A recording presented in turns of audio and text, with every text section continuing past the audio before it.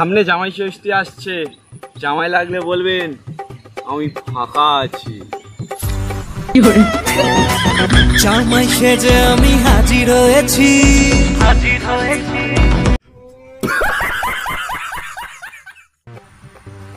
ভাবলেই অবাক লাগে, একদিন আমারও জামাই ষষ্ঠী হবে।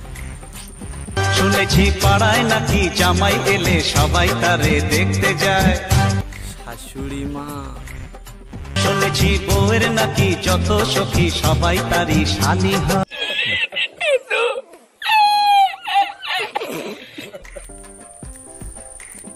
মনে মনে ভাবলে কেমন একটা ফিলিংস হয়। এক সময় আমারও জামাই ষষ্ঠী হবে, শাশুড়ি মা কপালে ফোঁটা দেবে আর গালেতে মিষ্টি দেবে। জামাই চাই গো জামাই।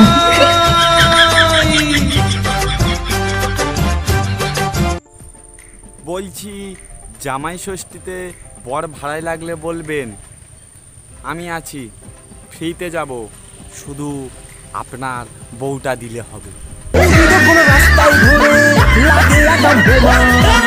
পাড়ার ছেলেরা বউদিকে দেখে বলে উফ পাড়া। একদিন আমার শাশুড়ি আমার দিকে তাকিয়ে ভাববে, এত কিউট একটা ছেলে আমার মেয়ে পটালো কিভাবে। ও সুন্দরী রমণী, বাপের টাকায় ফুটানি, আটটা ময়দার সাজনি আর ছেলে। কবি বলেছে, জীবনে এমনভাবে নাম কামাও যাতে মানুষ তোমার ছবি দেখে নয়, ছায়া দেখে চিনতে পারে। इसको कहीं देखा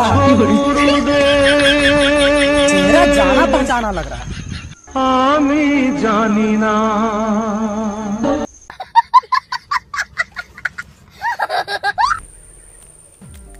জীবনে সিংহ নয়, আরশোলার মতো হওয়ার চেষ্টা করুন, তবে বউ আপনাকে ভয় পাবে।